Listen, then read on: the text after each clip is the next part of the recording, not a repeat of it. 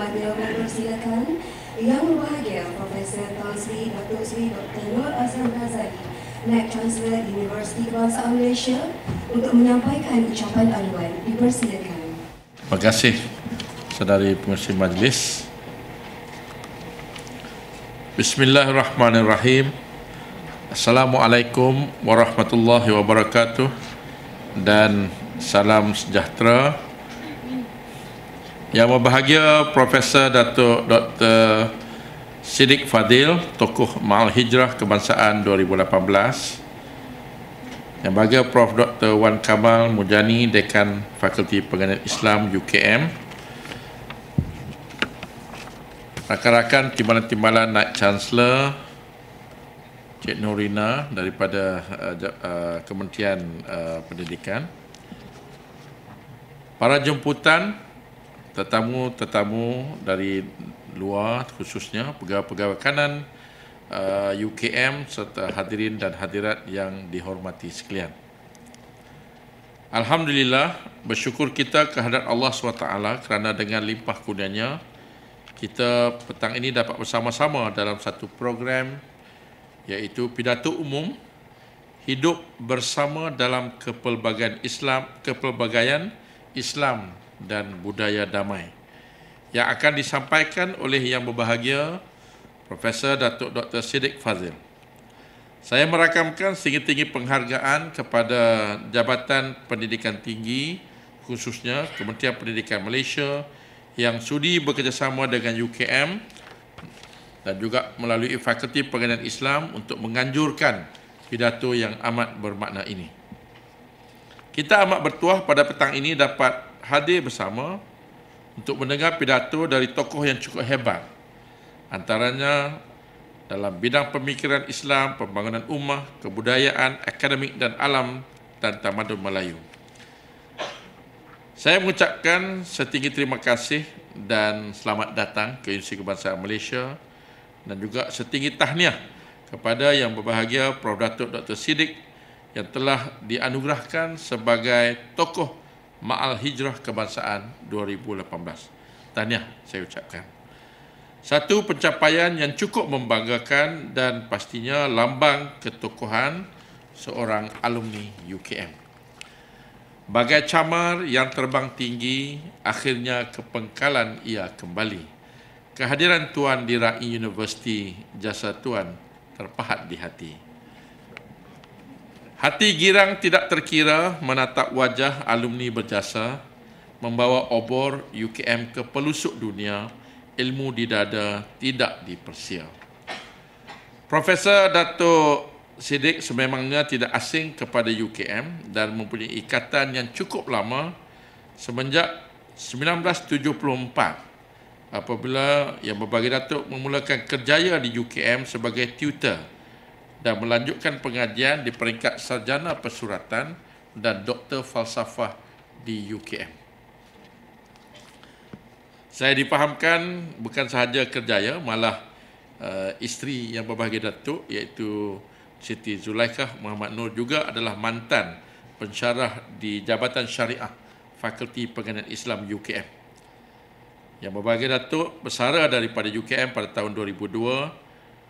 Kini Profesor Datuk Siddiq merupakan Presiden dan CEO College Darul Hikmah serta Fellow Akademi Pengurusan Yayasan Pembangunan Ekonomi Islam Malaysia, YAPIM. Sebagai sebuah universiti kebangsaan, tajuk yang akan dibicarakan pada hari ini jelas membicarakan komitmen UKM dalam menzahirkan dan menonjolkan persefahaman dalam kepelbagaian yang secara tidak langsung dapat membuktikan bahawa sesebuah negara yang berada di bawah naungan pemerintahan Islam dapat menjamin kehidupan yang aman dan sejahtera untuk semua warganya. Islam itu sebagai sebuah agama yang harmoni dan damai dalam memahami sebuah kehidupan masyarakat majmuk selaras dengan ciri-ciri Islam itu sendiri. Saya percaya dalam konteks kesarjanaan di UKM juga mempunyai ahli-ahli akademia dan juga institut yang merujuk kepada isu kepelbagaian dan kebersamaan.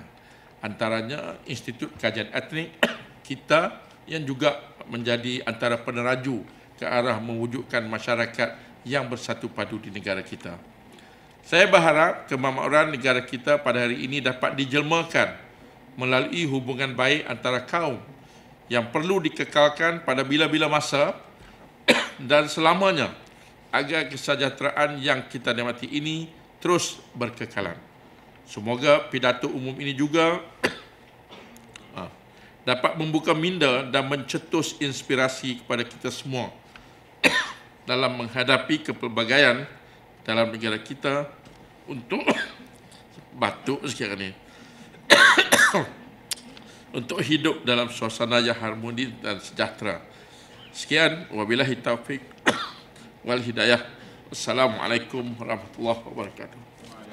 Hadirin yang dimuliakan, majlis dengan segala hormatnya mempersilakan Yang Berbahagia Datuk Dr. Muhammad Zahar Arif Muhammad Kashim sebagai moderator majlis kita pada hari ini untuk meneruskan acara. Dipersilakan. Bismillahirrahmanirrahim. Alhamdulillah wassalatu wassalamu ala Rasulillah wa ala alihi wa sahbihi ajma'in. Yang berbahagia Profesor Datuk Dr. Siddiq Fadil, Tokoh Ma'al Hijrah Kebangsaan 2018. Yang berbahagia Profesor Tan Sri Datuk Sri Dr. Nur Azlan Razali, Naib Chancellor Universiti Kebangsaan Malaysia. Yang berbahagia Profesor Dr. Wan Kamal Mujani, Dekan Fakulti Pengajian Islam, para jemputan, pegawai-pegawai kanan, KPM dan UKM serta hadirin hadirat yang dirahmati Allah. Sebagai memendekkan bicara pada petang ini, saya ingin membacakan sedikit biodata. Yang berbahagia Profesor Datuk Dr. Siddiq Fadil pada ketika ini adalah Presiden Kolej Darul Hikmah, Ketua Majlis Istisyar Wadah Pencerdasan Umat Malaysia iaitu WADAH, Pengurusi Lembaga Pengarah Institut Darul Ihsan, Pengurusi Pusat Kajian Maqasid Syariah, Profesor Adjang UNICEL, Pengurusi Akademik Kajian Ketamadunan AKK. Beliau memperolehi PhD dalam Kebudayaan Melayu dan Falsafah Islam dari Universiti Kebangsaan Malaysia, MD Sarjana Persuratan dalam Pemikiran Islam dari universiti yang sama, dan Sarjana Muda Sastra dalam Pengajian Islam dari Universiti Melaya pada tahun 1974. Beliau mula melibatkan diri secara aktif dalam kegiatan dakwah semenjak pengajiannya di universiti dahulu, iaitu Universiti Melaya. Beliau pernah memimpin Persatuan Kebangsaan Pelajar-Pelajar Islam Malaysia PKPIM di samping Persatuan Mahasiswa Islam Universiti Melaya PMIUM. Beliau kemudian menerajui ABID Presiden ketiga dari tahun 1983 hingga 1991, mantan Presiden Wadah Pencerdasan Umat Malaysia WADAH 2005 hingga 2015. Datuk Siddiq Fadil ialah Fellow Akademik dan Ketua Panel Penulis Modul Pengurusan Tauhid dan Buku Pengurusan Islami Penghayatan Nilai Qurani iaitu YAPIN, daripada YAPIN. Dalam bidang akademik, beliau telah berkhidmat sebagai pensyarah UKM semenjak 1974 sehingga 2001. Atas jasa yang beliau telah taburkan, beliau telah menerima darjah Datuk Paduka Mahkota Perak DPMP. Ketika ini, beliau masih aktif kegiatan dakwah di samping menulis dan menyampaikan syarahan akademik khususnya dalam bidang pemikiran Islam di seluruh pelosok dunia. Tuan-tuan yang dirahmati Allah, sebelum saya serahkan mikrofon ini kepada yang berbahagia, Datuk ingin saya kongsi kepada tuan-tuan puan-puan sekalian. Pernah suatu ketika guru saya dan juga rakan pensyarah saya dan juga rakan-rakan daripada Jabatan Syariah ketika itu, iaitu Profesor Madya Datin Siti Zalekha yang juga isteri kepada yang berbahagia Datuk. Saya pernah tanya kepada beliau, bagaimana Datuk Siddiq ini dia punya bahasa luar biasa. Kalau dia bercakap dari dulu lagi, nak kata Indonesia pun tidak, Jawa pun tidak, Malaysia pun tidak, tetapi sangat tinggi bahasa. Jawapan yang diberi oleh Datin Siti Zalekha, Kalau kau nak jadi macam dia, kau kena buat apa yang aku cakap. Apa dia? Pertama, tidur dengan kitab. Sebelah kanannya buku, sebelah kirinya buku, atasnya buku. Nasib baik aku tak jadi buku. Jadi dengan segala hormatnya, kami mempersilakan yang berbahagia Profesor Dr. Siddiq Fadil untuk menyampaikan tajuknya pada pagi ini. Jangan stres sangat tuan-tuan. Assalamualaikum warahmatullahi wabarakatuh. Alhamdulillahilladzi 'allama bil qalam wa 'allama al insana ma lam ya'lam. Wassalatu wassalamu ala sayyidil anam wa ala alihi wa ashabihi al kiram. Saudara moderator yang berbahagia, Profesor Tan Sri Datuk Sri Dr. Nur Azlan Ghazali, Naib Chancellor Universiti Kebangsaan Malaysia. Yang berbahagia, Profesor Dr. Wan Kamal Mujani, Dekan Fakulti Pengajian Islam. Pegawai kanan Kementerian Pengajian Tinggi, para jemputan, hadirin hadirat, semoga segalanya sejahtera dalam limpahan rahmah dan barakah. Saya awali dengan tahmid kesyukuran, alhamdulillah, dan seterusnya terima kasih kepada pihak Kementerian Pendidikan dan Universiti Kebangsaan Malaysia yang sudi menganjurkan majlis pidato umum petang ini. Tentu saja saya sangat berbahagia berkunjung ke UKM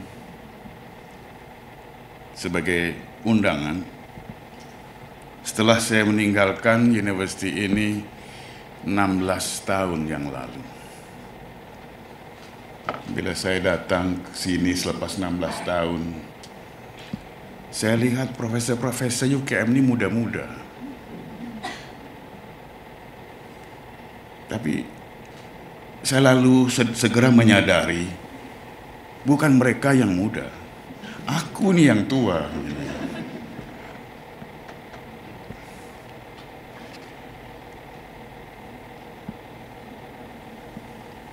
Saya ingin merasakan rasa syukur kerana dapat bersama-sama dengan hadirin sekalian petang ini. Setidak-tidaknya dapat saya berkongsi keprihatinan dan kegusaran. Barangkali keprihatinan dan kegusaran ini akan lebih ringan bila dikongsi bersama dengan saudara-saudara sekalian. Memang pengangkatan tema hidup bersama dan budaya damai sebenarnya dilatari keprihatinan yang mendalam terhadap masa depan masyarakat Malaysia yang berbilang kaum ini. Setelah 61 tahun merdeka, kita masih mempertanyakan kewujudan bangsa Malaysia yang bersatu dan utuh. Tentu saja ada yang mengatakan bangsa Malaysia sudah wujud dan akan terus wujud. Tapi ramai yang mempertanyakannya, apakah hingga ke saat ini Malaysia masih seperti yang disebut oleh Rustam Ehsani, Allah yarhamu, Malaysia is just a state without nation. A state without nation, or at least a state with several competing nations. A state with several competing nations. Anda boleh bersetuju, boleh tidak bersetuju. Tapi pertanyaan seperti itu dan kenyataan seperti itu telah disuarakan.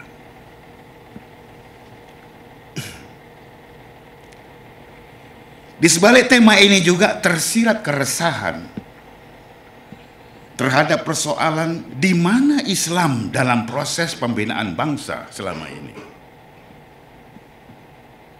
Apakah Islam telah difungsikan sepenuhnya sebagai kekuatan penyumbang utama kepada kerukunan masyarakat majmuk dan seterusnya kepada agenda pembinaan bangsa?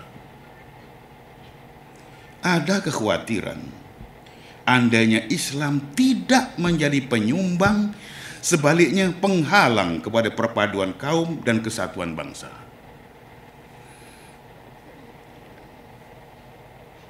Sebagai seorang yang telah lebih 40 tahun malang melintang di dunia pergerakan Islam, saya merasa bersalah karena merasa belum berbuat secukupnya untuk menjayakan cita-cita pembinaan bangsa Malaysia.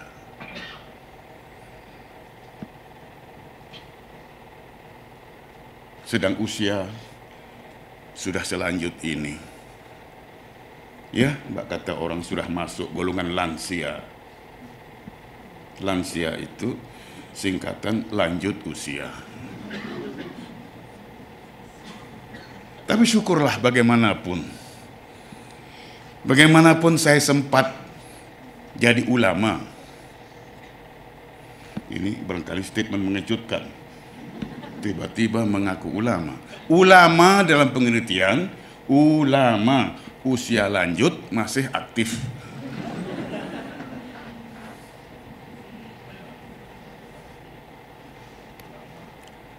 Jadi dengan latar itulah saya datang untuk membawakan tema hidup bersama dalam kepelbagaian Islam dan budaya damai. Dengan tentunya sedikit koreksi dari tajuk asal yang barangkali ramai yang kurang paham, fikih coexistence. Tajuk asal itu sebenarnya tajuk sembang-sembang menteri dengan saya di kediaman saya. Jadi tajuk sembang-sembang itu dianggap serius, lalu diangkatnya jadi tajuk pidato. Mujurlah saya sempat membuat koreksi dan mengemukakan tajuk baru ini. Hidup bersama adalah padanan kata coexistence yang sekaligus terjemahan istilah at-ta'ayush atau al-aishul mushtarak yang banyak dipakai dalam wacana masa kini tentang hidup berdampingan dengan damai dalam kalangan warga masyarakat berbagai kaum. Kamus Al-Wasit memberikan pengertian kata ta'ayashu dan ayasha sebagai ta'ayashu ashu 'alal ulfati wal mawaddah wa minhu ta'ayush as-silmi wa ayashahu 'asha ma'ahu. Sebenarnya isu peaceful coexistence ini telah mulai dibicarakan atau mulai rancak dibicarakan selepas Perang Dunia Kedua, apabila dunia terbelah kepada dua blok yang bersengketa, ya, dan kemudian diikuti dengan kemunculan negara-negara berkecuali. Ketika itu timbul kekhawatiran terancamnya dunia dengan perang, dengan senjata pemusnah massal, dan ketika itulah timbulnya wacana tentang peaceful coexistence. Namun kenyataannya hingga hari ini dunia masih terus diwarnai silang sengketa, sehingga ada yang menyebut zaman ini adalah asrul inqisam, zaman perpecahan. Malaysia yang ditakdirkan menjadi sebuah masyarakat majmuk telah mengalami proses pembinaan budaya hidup bersama sejak lama. Rasanya sudah lama budaya hidup bersama ini wujud di Malaysia. Bagaimanapun kerukunan hidup bersama itu selalu terganggu. terutama apabila politik resis menjelma dan menggila pada musim-musim tertentu. Karena itu budaya hidup bersama masih memerlukan pemantapan dengan memperkukuh asas binaannya, termasuk asas keagamaan. Agama Islam harus difungsikan untuk mendukung aspirasi hidup bersama dengan damai dalam masyarakat majmuk. Dalam kaitan inilah timbulnya wacana fiqhut ta'ayush atau fikih hidup bersama. Budaya hidup bersama harus berpangkal dari sikap positif terhadap kepelbagaian. Seperti yang dinyatakan oleh Syekh Abdullah bin Bayah, tokoh ulama masa kini yang sangat saya minati tulisan-tulisannya. Ya, tulisannya ada yang payah, ada yang mudah. Jadi bila sampai artikel dan tulisan yang payah, selalu orang tersebut Syekh Abdullah bin Payah gitu.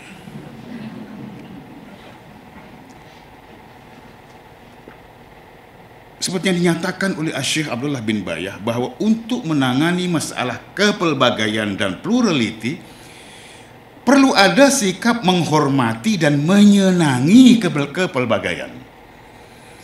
Menghormati dan menyenangi, menyukai kepelbagaian. Ya. Ihtiramul ikhtilaf wa hubbul ikhtilaf. Tidak cuma menghormati, tapi menyenangi dan menyukai kepelbagaian.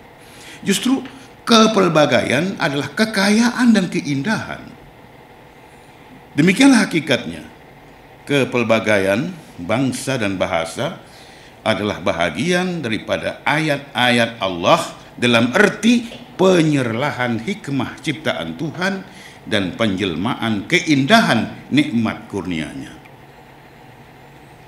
Andainya kepelbagaian diurus dan dikendalikan dengan bijaksana, ia akan menghasilkan kesalingan yang produktif, saling memperkaya dan saling memperkasa. Perbezaan tidak berarti pemusuhan, tetapi kekuatan dan kekayaan budaya. Kata kunci dalam memahami tujuan penciptaan kepelbagaian bangsa dan kaum ialah lafaz lita'arafu dalam surah Al-Hujurat ayat 13 yang biasanya diterjemahkan sebagai untuk saling mengenal. Tetapi tentu saja tidak sebatas saling mengenal.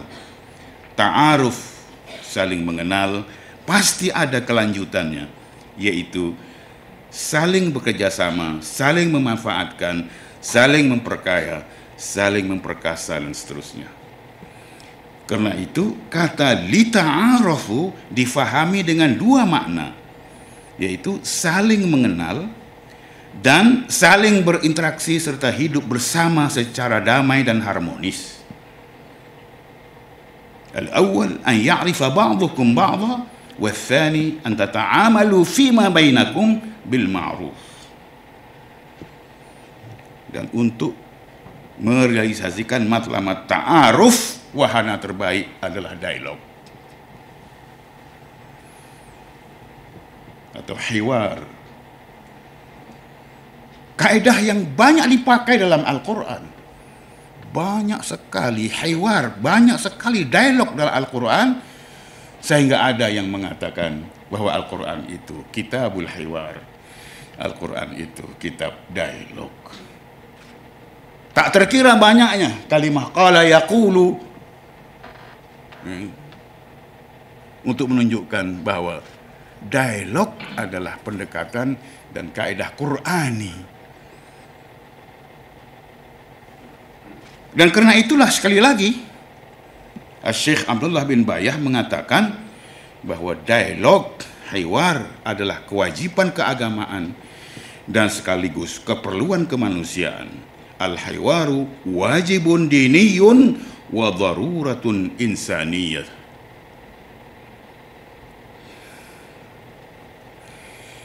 Bila kita memakai kaedah atau pendekatan dialog, itu berarti bahwa kita harus menerima orang lain. Bersedia untuk dialog, harus bersedia menerima orang lain. Kalau tak bersedia menerima orang lain, mana mungkin terjadi dialog. Dialognya bukan dengan bahasa lagi, kalau tak mau terima orang lain.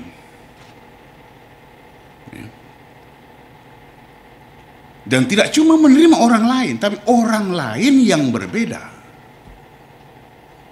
Qabulul akhar al-mukhtalif, menerima orang lain yang berbeda. Baru terjadi dialog dengan baik. Apakah ini mungkin? Bagaimana tidak mungkin, karena kita memang menghormati kepelbagaian dan senang dengan kepelbagaian. Tetapi apabila kita melakukan dialog, Al-Quran banyak mengingatkan agar ia dilakukan billati hiya ahsan, dengan cara yang terbaik. Dengan cara yang terbaik. Kalimah billati hiya ahsan ada beberapa kali diulang dalam Al-Quran dalam berbagai konteks, yang artinya ialah dengan cara yang terbaik. Dialog dengan ahlul kitab harus dengan yang terbaik. Dan dialog secara umumnya harus dengan cara yang terbaik. Wajadilhum billati hiya ahsan. Ilfa billati hiya ahsan. Maknanya allati hiya ahsan itu berulang beberapa kali. Ya.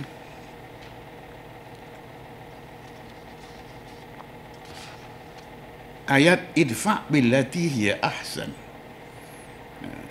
balaslah dengan cara yang terbaik. Nanti tiba-tiba mereka yang bermusuhan dengan kamu akan menjadi sahabat yang setia. Memberikan reaksi yang terbaik, membalas dengan yang terbaik, boleh merubah, boleh convert musuh jadi kawan. Begitu kata Al-Quran yang kita harus imani dengan sepenuhnya. Tetapi para ulama mengatakan ini bukan sekedar perintah, tapi juga menyatakan satu undang-undang, qanunul akhlak, satu undang-undang akhlaki, bahwa semua atau setiap perbuatan kebajikan, perbuatan yang baik akan membawa kebaikan. Ya. Demikianlah undang-undang akhlaki, ketentuan Tuhan. Kebaikan akan membawa kebaikan. Siapa menabur bakti, dia akan menuai budi. Siapa menanam kasih, dia akan memetik sayang. Dalam melayani orang lain, melayani orang bukan Islam, ada dua hal yang disebut oleh Al-Quran dalam surah Al-Mumtahanah ayat 8, yaitu antabarruhum wa tuqsitu ilaihim, berbuat baik kepada mereka dan melaksanakan keadilan kepada mereka. Dua, keadilan dan kebaikan. Para ulama mengatakan bahwa dalam melayani orang-orang bukan Islam, minimum keadilan. Keadilan adalah prinsip yang tidak boleh dikompromikan. Minimum keadilan. Tapi selebihnya, itu yang namanya berbuat baik. Lebih dari keadilan. Kalau lebih dari keadilan, itu albir, itu berbuat baik. Begitu caranya kita diajar oleh Al-Quran melayani orang lain. Al-akhar, al-mukhtalif, orang lain yang berbeda itu.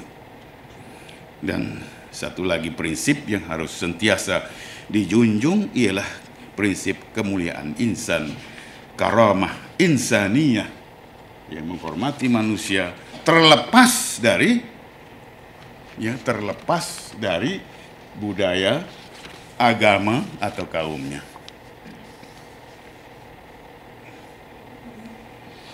Hadirin sekalian, seterusnya prinsip asas Islam dalam hubungannya dengan pihak lain adalah damai. Salam. Itu prinsip asas. Boleh perang, tapi itu kekecualian dari prinsip asas, yaitu salam, sejahtera, damai. Perang adalah suatu kekecualian atas sebab-sebab tertentu. Ajaran Islam jelas syarat dengan semangat damai. Dan karena itu nilai damai seharusnya membentuk watak dan budaya umat Islam. Kata salam ada di mana-mana. Kata salam adalah seakar dengan nama Al-Islam itu sendiri. Salam adalah nama Tuhan. Salam adalah nama surga. Salam adalah kehidupan yang didambakan oleh setiap orang Islam. Salam adalah ucapan hormat yang sekaligus doa umat Islam untuk orang lain. Salam adalah kata penutup sembahyang yang diucapkan dan ditebarkan ke kanan dan ke kiri.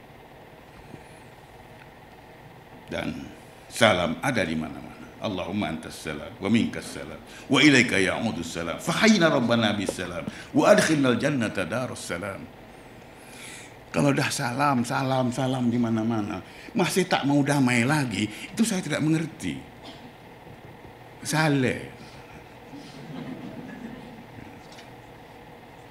Tapi orang Melayu kadang-kadang menggunakan kata salam untuk berkelahi. Ya, dicari musuhnya itu tak jumpa. Dia jumpa anaknya, dia lempang anaknya itu, kain saleh kepokmu. Saleh.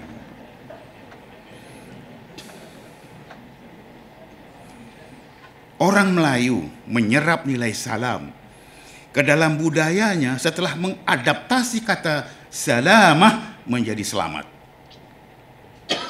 Bahasa Melayu adalah bahasa yang banyak sekali memakai kata selamat dalam pelbagai konteks. Selamat datang, selamat jalan, selamat pagi, selamat malam, selamat maju jaya, selamat pengantin baru, kenduri doa selamat, selamat panjang umur, dan telah selamat dikebumikan. Semuanya selamat. Bandingkan dengan bahasa lain, dengan bahasa Inggris umpamanya. Ya.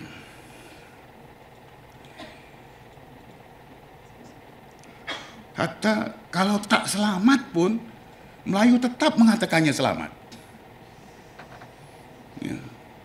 Tetap mengatakan selamat. Tak tahu, lidah Melayu tak boleh sebut kata yang tidak selamat itu. Ya. Katakanlah dalam pilihan raya, kita dah nasihatkan dia, jangan lawan. Ya, jangan lawan. Dia lawan juga. Lepas itu kita tanya, bila dah habis pilihan raya kita tanya, macam mana? Selamat.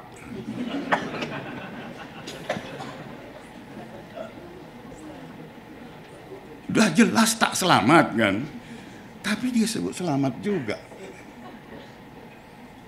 Begitu ya, kata selamat itu menyerap ke dalam jiwa orang Melayu. Ya, di samping itu banyak pula kata terbitan dari akar kata salima yang dipakai sebagai nama orang Melayu. Ya, salim, salimah, salmah, salmiah, selamat dan selamat. semuanya membawa damai, membawa arti damai. Mungkin banyak lagi fenomena budaya seperti itu dalam kehidupan Melayu, termasuk amalan berjabat tangan yang disebut dengan kata bersalaman. Bersalaman. Dalam bahasa Inggris apa ya? Shake hand. Shaking gitu aja, tak ada selamatnya. Tapi kalau bersalaman itu kan membawa makna saling menyejahterakan, saling memberikan damai. Ini budaya. Ini saudara sekalian, ini sisa-sisa ilmu yang saya pelajari dan saya ajar sewaktu di Jabatan Pusuratan Melayu dulu. Demikianlah kentalnya semangat damai dalam jiwa manusia Melayu. Saya tidak mengerti mengapa sampai ada daun yang namanya daun salam. Bunyinya tuh macam bukan bunyi Melayu lah. Daun salam. Kalau daun kunyit, daun putat, ada bunyi Melayu. Tapi kenapa daun salam? Itu saya tidak dapat jawab. Rasanya cukup alasan untuk mengatakan bahwa kita adalah umat yang paling berpotensi menjadi penyebar budaya damai.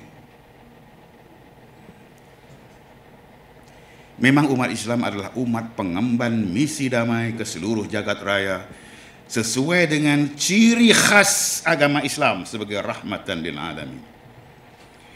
Menyebar rahmat kepada seluruh warga alam berarti menyejahterakan makhluk seisi alam, manusia, flora dan faunanya. Kegagalan menyelamat dan menyejahterakan manusia, hewan dan tumbuhan berarti kegagalan melaksanakan amanah penyebaran rahmah dan salam.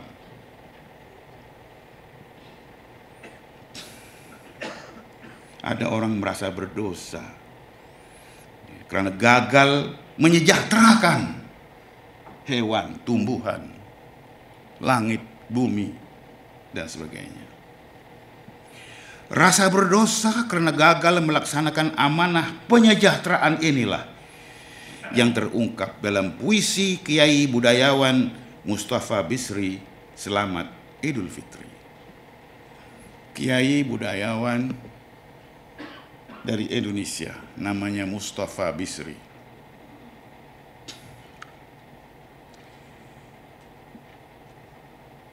Dalam puisinya Selamat Idul Fitri, beliau minta maaf.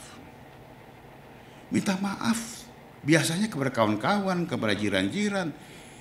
Mustafa Bisri, Kiai Mustafa Bisri, agamawan ini meminta maaf kepada semua. Langit dan bumi dan laut. Selamat Idul Fitri bumi, maafkanlah kami. Selama ini tidak semena-mena kami memperkosamu. Selamat Idul Fitri langit, maafkanlah kami. Selama ini tidak henti-hentinya kami mengelabuikanmu. Selamat Idul Fitri mentari, maafkanlah kami. Selama ini tidak bosan-bosan kami mengaburkanmu. Selamat Idul Fitri laut, maafkanlah kami. Selama ini tidak segan-segan kami mengeruhkanmu.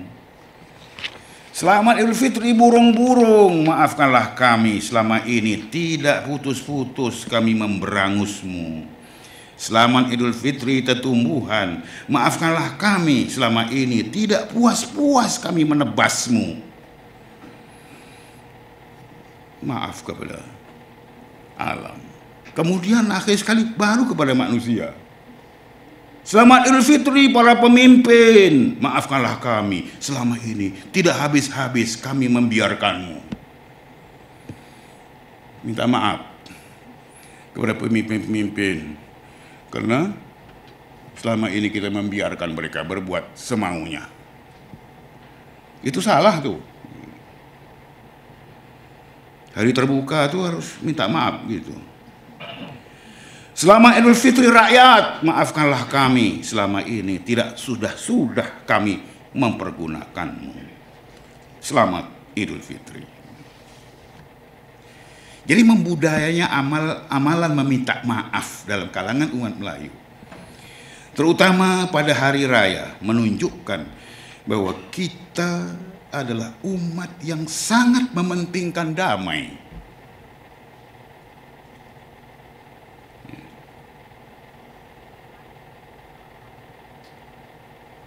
Bagi Melayu, hari raya adalah hari kemaafan dan perdamaian. Dan setahu saya, hanya Melayu yang bersungguh-sungguh minta maaf pada hari raya ini. Setahu saya Arab tak minta maaf hari raya. Hanya Melayu yang minta maaf. Apalagi Jawa. Panjang minta maafnya. Ya, kelepatan belum mau kali sampai kata itu. Oh, panjang sekali, senapas tak habis. Ya. Jadi kasihan pada seorang teman yang kawin dengan keluarga Jawa. Setiap hari raya dia malu sebab semua orang minta maaf panjang-panjang, hanya dia saja yang pendek. Malu dia.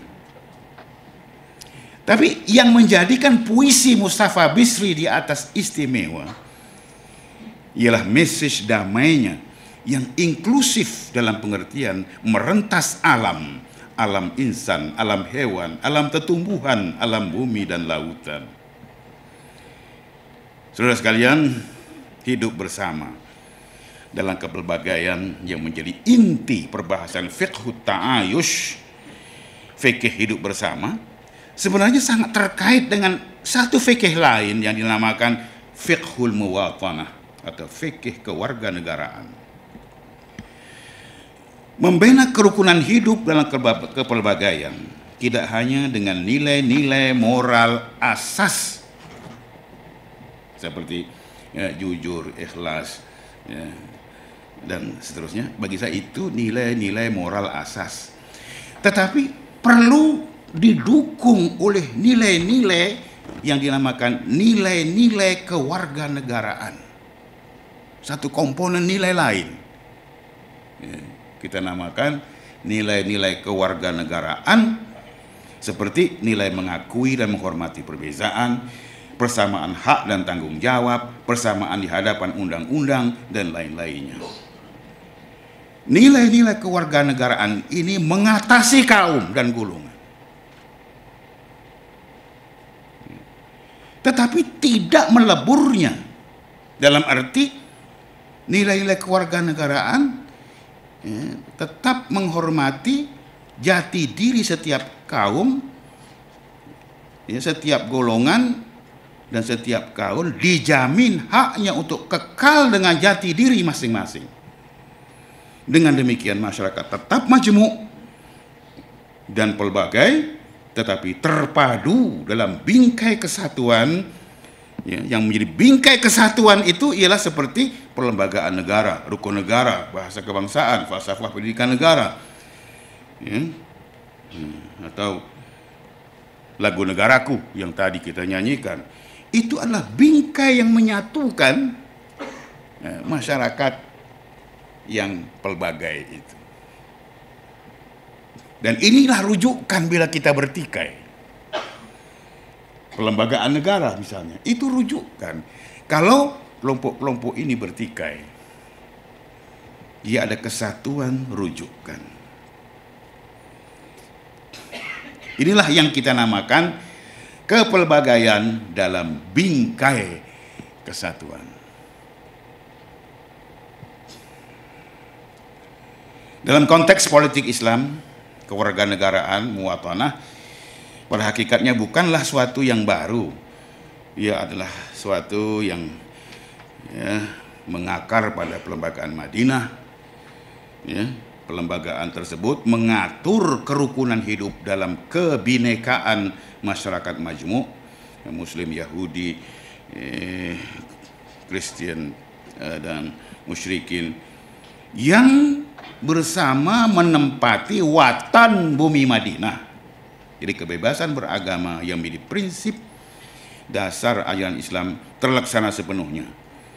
Dan ini secara konsekuensial membawa kepada kewujudan masyarakat pelbagai agama. Tetapi perbezaan dan kepelbagaian, termasuk kepelbagaian agama, tidak menghalang pembentukan kesatuan umat atau ummatun wahidah. Jadi prinsipnya menghormati agama-agama lain, termasuk penganutnya dan rumah-rumah ibadatnya. Rumah ibadat tak boleh, rumah ibadat siapapun tak boleh diceroboh. Dan itu dipertegas lagi dalam surah Al-Hajj ayat 40. Hadirin sekalian, umat berbagai kaum dan agama di Madinah telah disatukan atas prinsip keadilan dan persamaan, bukan atas dasar majority atau minority. Isu siapa majority, siapa minority tidak berbangkit, karena mereka disatukan dengan prinsip, bukan dengan angka, dengan prinsip keadilan dan persamaan. Dari semangat Perlembagaan Madinah yang sedemikian itulah terumusnya prinsip persamaan. Mereka mendapat apa yang kita dapat dan mereka menanggung apa yang kita tanggung. Lahum malana wa alaihim ma alaina. Roh Perlembagaan Madinah harus dilestarikan dalam menangani masalah masyarakat majmuk hari ini. Saya percaya begitu, dan saya committed kepada prinsip, cita-cita dan aspirasi ini. Dulu sewaktu saya di Istiqbangsaan, saya punya teman seorang dari Fakulti Pengajian Islam yang selalu pikirannya itu jauh ke depan gitu. Dia mengatakan Perlembagaan Madinah sudah tidak relevan lagi. Kita sudah menghadapi masalah lain sekarang ini, sama sekali lain, dan Perlembagaan Madinah itu adalah suatu yang sudah jadi sejarah. Tapi teman itu sudah keluar dari UKM, malah sudah keluar dari dunia ini. Jadi mudah-mudahan dia mendapat pengampunan dan diberi rahmat oleh Allah Subhanahu wa Ta'ala. Karena Perlembagaan Madinah adalah sebuah model perlembagaan yang realistik, menerima realiti kemajmuan seadanya. Dan karena itu ia wajar dijadikan acuan pembinaan masyarakat Malaysia dan bangsa Malaysia yang bersatu dalam kepelbagaian. Merajut damai dalam kepelbagaian memang memerlukan tahap toleransi yang tinggi. Untuk itu istilah-istilah tertentu dalam sejarah politik Islam yang kini sudah tidak relevan dan tidak dapat diterima, seperti istilah kafir harbi, kafir zimmi, seharusnya digantikan dengan istilah lain yang dapat diterima dan lebih menepati realiti hari ini. Saya timbulkan isu ini karena ada kemungkinan orang masih belum keluar dari kitab Harbi Zimmi ini. Saya sudah mengatakannya begitu 23 tahun yang lalu. Ini artikel yang saya tulis, Pembinaan Bangsa Malaysia. antara wawasan nasional dan aspirasi Islam, dibentang dalam Kongres Cendekiawan Melayu keempat pada 28 hingga 29 Julai 1995 di Universiti Kebangsaan Malaysia, Bangi. 23 tahun yang lalu. Tapi kebelakangan ini masih ada lagi mufti yang pakai Zimi Harbi lagi. Wah, ini ketinggalannya lama sekali. Kalau cuma ketinggalan 20 hari, tak apa-apa. Ini ketinggalan sampai lebih 20 tahun.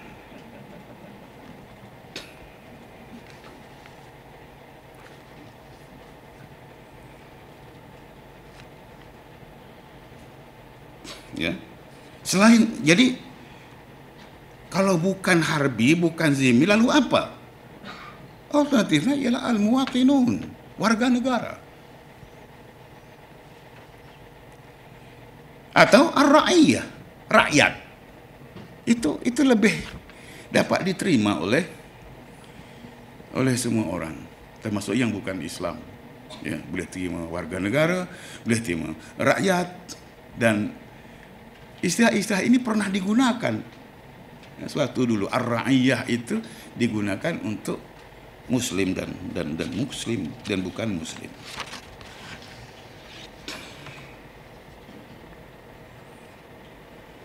Ya.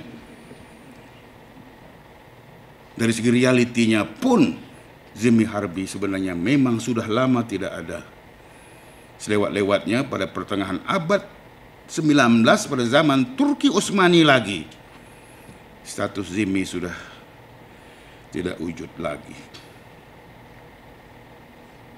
Jadi politik sudah berubah. Kita seharusnya bersikap realistik bahwa realiti politik telah berubah. Kita tidak lagi hidup pada era empire Islam. Sekarang adalah zaman daulah wataniyah atau negara nasional.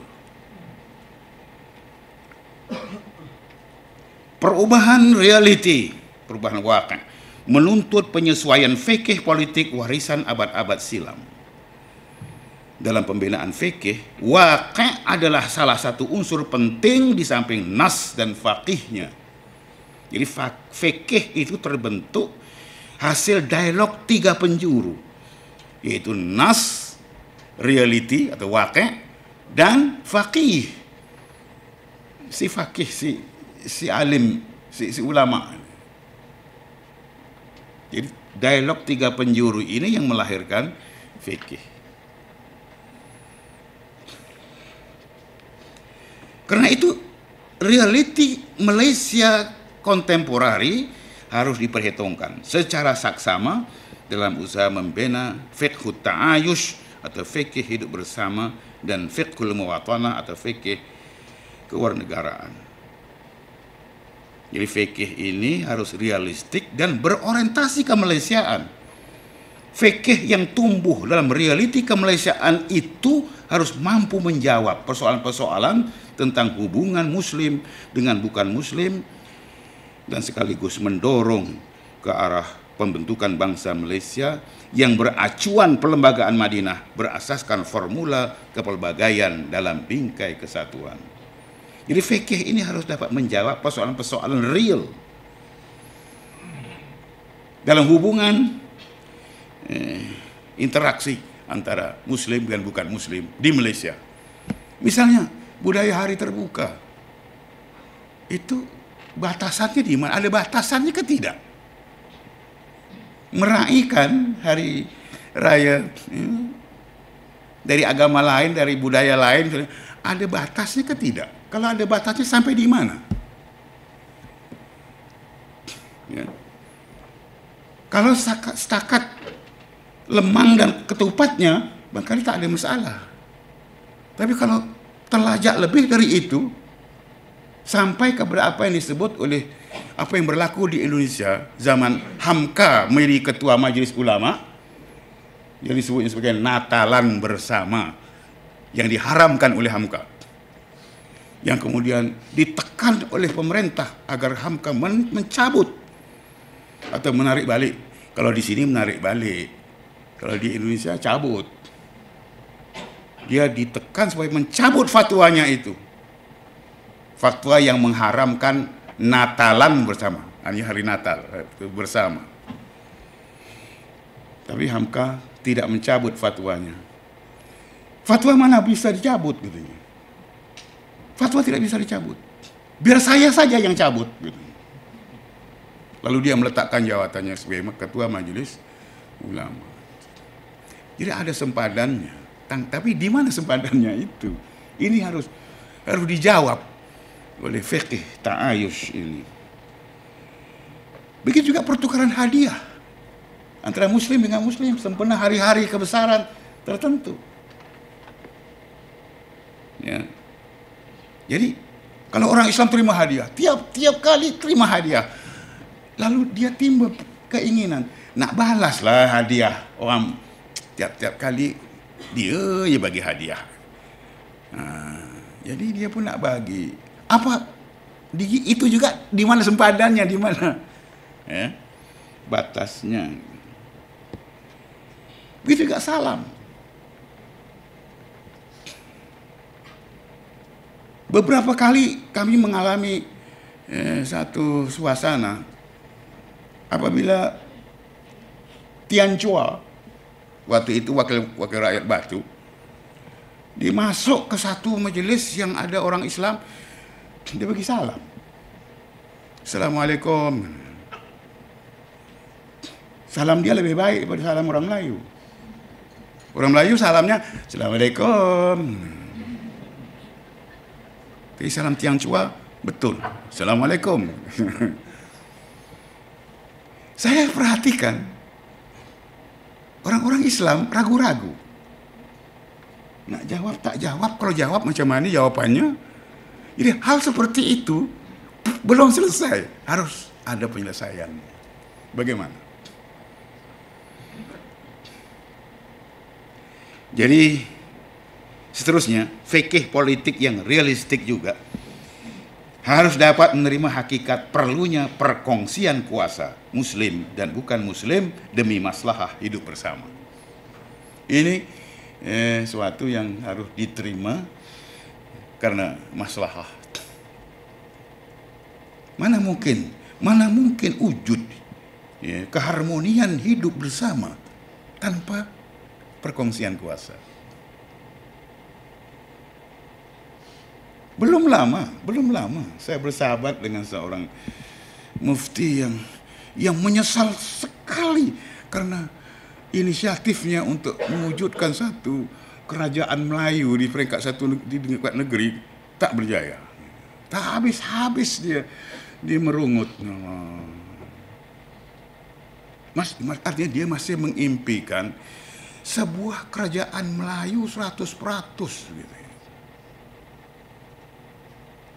Jadi artinya kalau dia terima pun perkongsian kuasa, dia terima dengan kurang ikhlas lah gitu. Tapi di Malaysia, apakah kita ada pilihan selain menerima perkongsian kuasa? Yang hakikatnya dalam fatwa ulama silam atau dalam realiti sejarahnya ini telah berlaku.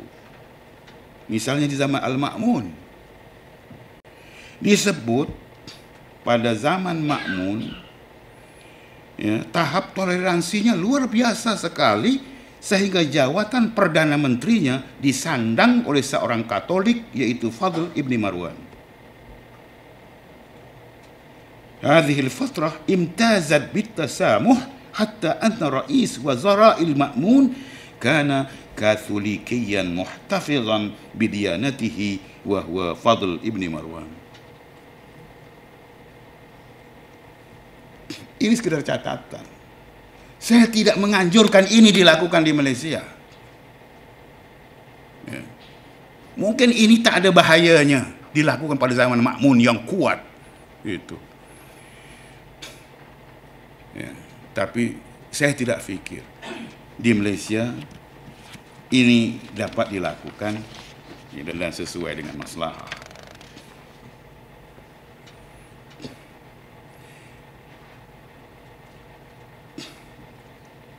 Jadi fikih politik yang berteraskan prinsip keadilan tidak harus sekadar memberikan justifikasi syarak kepada segala amalan politik yang berlaku.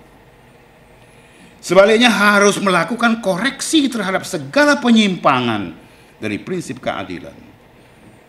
Segalanya harus dinilai dari sudut pandang keadilan.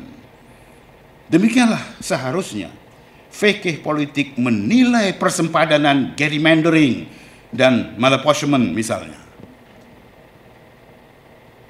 Harus dinilai dari segi keadilan, bukan dari segi siapa untung siapa rugi. Ya. Ada orang Melayu dan ada setengah-setengah ustadz juga sokong gerrymandering ini karena Melayu untung.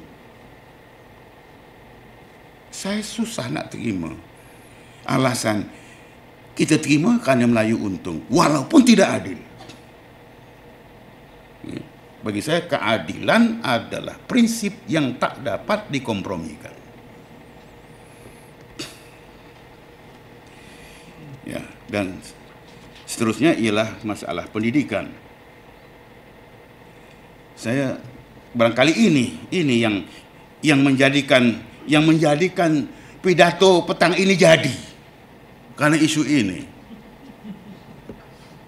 Ya, dalam kunjungannya ke kediaman saya, Menteri Pendidikan, ya, bersembang panjang. Lalu saya sebut satu isu tentang pendidikan Islam dan masyarakat majmuk. Saya mengatakan pendidikan Islam di Malaysia harus merupakan pendidikan Islam dalam masyarakat majmuk. Jadi artinya kemajmuan itu diambil kira dalam silibus, dalam kurikulum dan sebagainya. Kita tak boleh mengabaikan realiti kemajmuan. Lalu saya buat contoh. Seorang kanak-kanak Islam masuk kindergarten, taman kanak-kanak, masuk taski, ini abimbunya. Atau masuk pasunya. Lepas itu masuk tahfiz.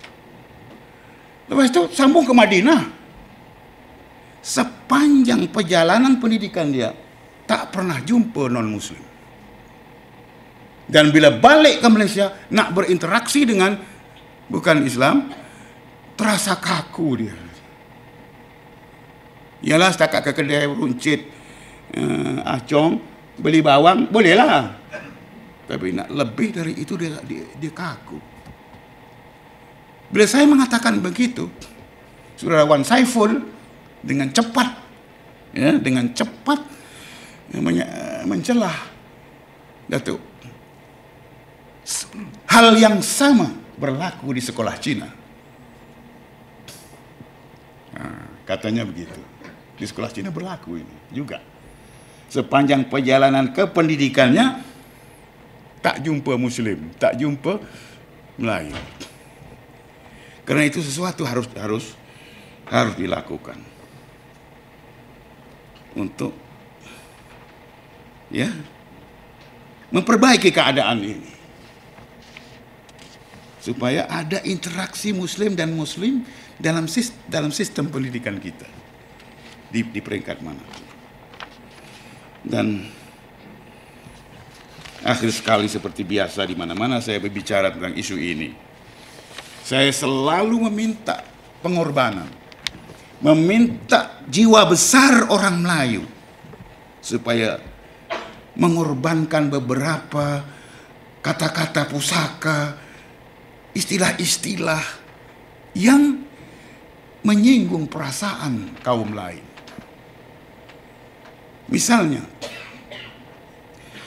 Misalnya ada ungkapan tradisional, kalau jumpa keling dengan ular, bunuh keling dulu. Dan itu masih dipakai. Dan rupa-rupanya kata-kata seperti itu meluas sampai di Sumatera.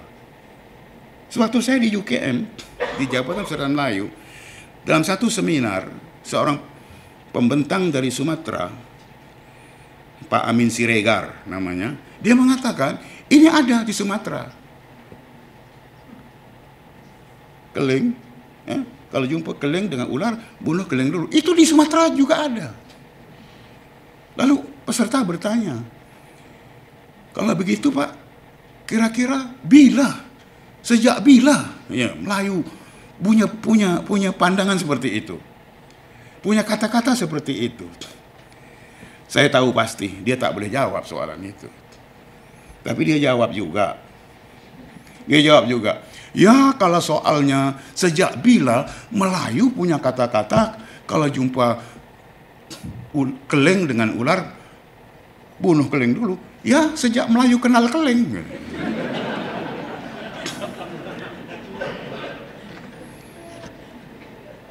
Kita korbankan ini. Kita masih banyak lagi kata-kata yang sakti dan berhikmah dalam khazanah kekayaan kita. Takkan miskin kita kalau kita buang satu ini. Demikian juga saya mohon kesediaan ahli-ahli fikih supaya menggantikan istilah Cina buta dengan istilah lain. Ya. Tapi mujurnya tak banyak Cina tahu. Saya pernah tanya Dr. Ong Kiang Min tentang Cina buta. Yang Muhammad tahu tak ada kata-kata seperti ini? Dia kata dia tak tahu. Cina singkek dia tahu, dia kata. Tapi Cina buta dia tak tahu. Mujur, saya fikir tak banyak Cina tahu tentang istilah Cina buta. Saya semak dalam istilah Arab bukan Cina buta istilahnya. Tak ada sin a'ma, mana ada dalam kitab fikih. Melayu pula yang kreatif, terlebih kreatif mencipta istilah Cina buta. Kalau memang dia buta, carilah makhluk lain, jangan Cina. Terima kasih atas perhatian semua. Wassalamualaikum warahmatullahi wabarakatuh.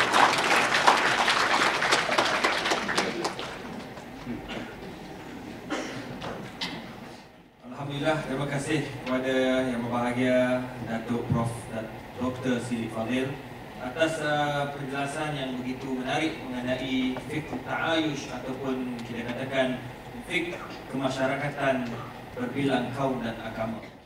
Demikianlah tadi pidato umum yang telah disampaikan oleh Yang Berbahagia Profesor Datuk Dr. Siddiq Fadil. Bagi meneruskan acara, dipersilakan Yang Berbahagia Tan Sri Mat Chancellor untuk menyampaikan ceramah dan penghargaan kepada Yang Berbahagia Profesor Datuk Dr. Siddiq Fadil.